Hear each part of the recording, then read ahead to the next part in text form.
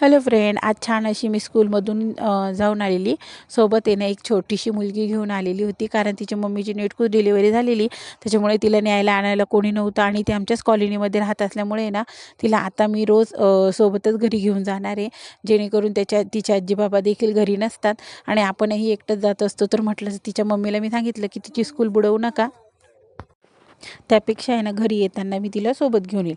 त्याच्यामुळे ना आता ती छान अशी माझ्या हात धरून, कितीही घाम येत असला तरी ती माझा छान असा घट्ट हात धरून आहे ना घरापर्यंत येते आणि फायनली मी तिचे आहे ना गेट ओपन करून तिला घरापर्यंत सोडते. कारण जबाबदारी आपल्यावर असल्यामुळे लहान मुलांची पूर्णपणे ना त्यांना घरापर्यंत पोहोचवलं की आपण देखील निश्चिंत होतो. मी तिला घरी पोहोचवलं आणि घरी आले. आता ऊन खूप झालं होतं, पण आहे ना घरातली कामे देखील करायची होती. पण म्हटलं चला थंड असं पाणी पिऊन घेऊया, थोडंफार बसून उठून घेऊया आणि त्यानंतर आहे ना पुढच्या कामांना सुरुवात करूया. आता कामं तर ही होतच राहतात आणि ऊन देखील वाढत चाललेलं होतं. आणि घरात बघू शकता तुम्ही, कृष्णानं स्कूलमधून घरी आला तर त्याच्यासाठी छान असे पोहे बनवून घेतलेले आणि टिफिनमध्ये त्याला मी भेंडी दिलेली होती. म्हटलं आधी टिफिनच झालं की पुढचं जेवण त्याला काहीतरी छान करून देऊया. पण कारण त्याने ना आज टिफिन थोडासा उरवूनच आणलेला होता आणि तो जेव्हा टिफिन उरवून आणतो ना त्या दिवशी मला बिलकुल चांगलं वाटत नाही. आणि नंतर त्याला पोहे खाण्याची इच्छा झाल्यामुळे पोहे देखील बनवून घेतलेले मी. आणि रस्त्यातून येताना आहे ना ही कोल्ड्रिंकची बाटली त्याने त्याच्या आजोबांकडून घेतलेली. आता आहे ना त्याने कोल्ड्रिंक थोडीफार पिलेली आणि त्यानंतर बाटली ही बेडवर ठेवली. जेव्हा मी त्या बाटलीकडे बघितलं ना त्याच्यामध्ये बघू शकता फ्रेंड्स, अशा प्रकारे ना जाळं वगैरे आलेलं असतं. त्याच्यामुळे ना मुलांना आहे ना उन्हाळ्याचे जरी दिवस असले ना आपण घरी छान त्यांना सब्जा किंवा रूअफजा वगैरे बनवून द्यावं, पण असं बाहेरचं कोल्ड्रिंक देऊ नये. कारण ते खूप दिवसाचं बनवलेलं असतं आणि त्यामुळे ते तेच वापरण्यात आल्यामुळे ना मुलांची हेल्थ देखील खराब होते. त्याच्यामुळे ना मुलांना घरचंच काहीतरी थंड वगैरे जर पिण्याची इच्छा झाली तर बनवून द्यावं, पण बाहेरचं असं काही उगाच देऊ नये. त्यानंतर आहे ना त्याने छान असं जेवण वगैरे केलं आणि त्याला मी ना फायनली झोळीमध्ये घातलं. आता तुम्ही म्हणाल तो थोडा मोठा झालेला आहे तरी त्याला झोळीमध्ये का टाकलं, पण आहे ना त्याला आता सवय लागून गेली. त्याच्यामुळे तो थोडा वेळ झोळीमध्ये झोपतो आणि नंतर मी त्याला खाली बेडवर टाकते. आता आहे ना आज मी 2 दिवसाचे ब्लॉग आहे ना हे एका खटी बनवते, कारण आहे ना काही कारणानिमित्त आहे ना मला फुल ब्लॉग बनवता आलेला नाही. त्याच्यामुळे मी ना हाफच बनवून सांगते. त्यानंतर दुसऱ्या दिवशी ना कृष्णाला सुट्टी होती, त्याच्यामुळे तो माझ्यासोबत आहे ना स्कूलमध्ये आलेला आणि त्याच्यासोबत आहे ना ही छोटीशी मुलगी देखील आज पुन्हा माझा हात धरून स्कूलमधून घरी येत होती. पण आज तर तिला पकडण्याची जबाबदारी ही कृष्णाने घेतलेली होती. आता मी घरी आलेली, छान असे कपडे वगैरे चेंज केले आणि हे बघा फ्रेंड्स, आईकडून आणलेल्या प्लांटला आहे ना छान असे कोंब आलेले आहेत आणि ते बघून आहे ना मला खूप छान वाटतंय. फायनली आपण काहीतरी लावलेली गोष्ट आणि तिची छान प्रकारे ग्रोथ झाली ना तर कधीही चांगलं वाटतं. आता झाडे असो की निसर्ग, प्रत्येकाला ना केअरिंगची आणि प्रेमाची आवश्यकता असते, तरच त्यांची चांगल्या प्रकारे वाढ होते. आता ह्याची पाने जरी सुकलेली दिसत असली तरीही तुम्ही बघू शकता की वरच्या बाजूला आहे ना छान असे त्याला कोंब आलेले, म्हणजे ते ना छान असं त्याने मुळं धरलेले असं त्याचं होतं. आणि हे गुलाबाचं झाड आहे ना आमच्या स्कूलमध्ये एका विद्यार्थ्याच्या मम्मीने ना मला आणून दिलेलं होतं, कारण त्याची फुलं आहे ना ही खूप छान आलेली होती, त्यामुळे तिने मला आणून दिलेलं. आता अजून तर त्याची काही प्रोसेस नाही झालेली, पण मग बघूया की कदाचित ते वाढलं तर खूपच छान. आणि आईकडून आणलेले हे बांबू प्लांटवरच आहे ना येल्लो कलरचं सुकलेला तुम्हाला दिसत असेल, पण त्याची ग्रोथ आहे ना ही खूप छान प्रकारे होते आहे. आणि हा जेव्हा वाढेल त्याचं आहे ना खूप छान आपण असं छोट्याशा पॉटमध्ये लावू शकतो. आणि ना इकडे देखील तुम्ही बघू शकता ह्या साईडला आहे ब्रह्मकमळाचं झाड. आता ते खूप छान वाढलेलं होतं, पण उन्हाळ्यामध्ये ना मागच्या उन्हाळ्यामध्ये ते सुकून गेलेलं. आता हा मनी प्लांट काय माहिती का बरं याची ना व्यवस्थित वाढ झालेली नाही, की माती माझी व्यवस्थित लागलेली नाही, त्याच्यामुळे हा थोडाफार जळून गेलेला. पण आता बघूया, त्याला देखील आहे ना पुन्हा मी छान अशी वरतून माती टाकून हे करणार आहे. आणि ना इकडे ना मला ते थोडंसं काय म्हणतात त्याला थोडंसं मोठ्या बुडाचं जे झाड असतं ना ते बनवायचं आहे याचं, तर त्याच्यामुळे मी इकडे कटिंग करून लावलेली. आणि ह्या बाजूला आहे तो कढीपत्ता आणि ह्यामध्ये लावलेले मनी प्लांटचे पानं आहे ना त्याला देखील तुम्ही बघू शकता इथे छान असं कोंब आलेला आहे. आणि इकडे आपले रेग्युलर असे झाडं आहे आणि ती इथे आहे गुलाबाचं झाड. याच्यामध्ये 2-3 प्रकारची झाडं मी एकत्र लावून दिलेली, कारण ती कुंडी खूप मोठी होती, त्याच्यामुळे ना त्याच्यामध्ये खूप सारी माती होती. हे बघा तुम्ही बघू शकता कुंडीची साईज ही किती मोठी आहे. या 2 प्रकारच्या मोठ्या कुंड्या आहेत, त्याच्यामुळे ना मी त्याच्यामध्ये 1-2 झाडं आहे ना ही एका खटी लावून घेतलेली त्याच्यामध्ये. तर फायनली चला सगळं बाहेरची कामं तर आवरून गेलेली होती.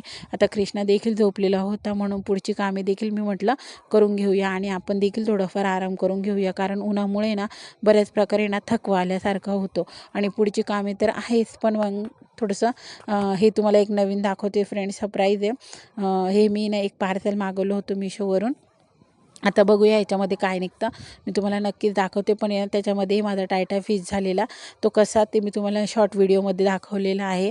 आणि दुसऱ्या दिवशी मी जेव्हा आहे ना सकाळी स्कूलमध्ये गेलेली होती, तेव्हा आहे ना ही छोटी छोटी बाळं आहे ना आमचाही व्हिडिओ काढा असा माझ्याकडे खूप सारा हट्ट करत होते.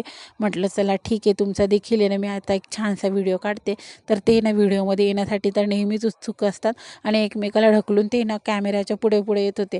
मग तुम्हाला देखील माझी बाळं आवडली असेल तर लाईक करा, शेअर करा आणि सबस्क्राईब करा आणि माझ्या व्हिडिओला नक्की सपोर्ट करा फ्रेंड्स.